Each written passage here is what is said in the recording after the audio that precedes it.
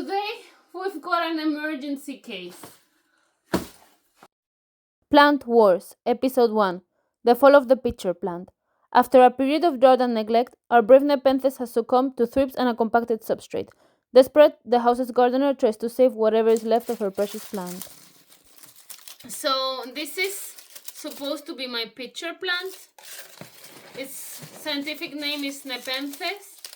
It's actually an epiphytic tropical plant which grows on trees, in jungles, and it's a carnivorous plant. So here in these tiny dry pitchers, they're normally full of liquid and insects can fall inside, and she supplements the nutrition that she doesn't get from the soil from these insects that fall in the pitchers.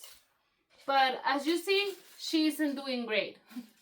But I think we can still salvage this plant, because if you see here in the center, she's still very glossy and this feels alive.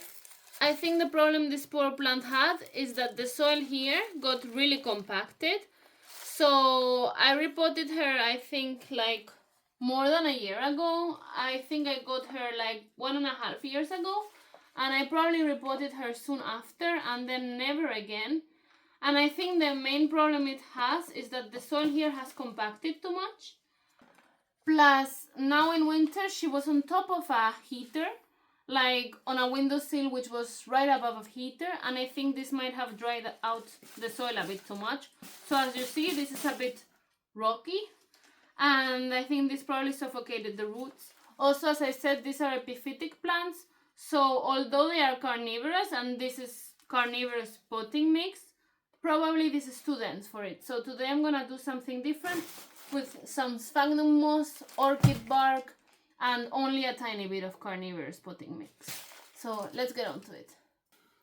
Alright, so the roots or the soil ball is actually sort of compacted, and I want to try to disturb and damage the roots as little as possible. So she's coming in here for a bit. Very important, whenever you work with carnivorous plants, please use distilled water or rainwater, because otherwise you'll burn their roots, which are really delicate.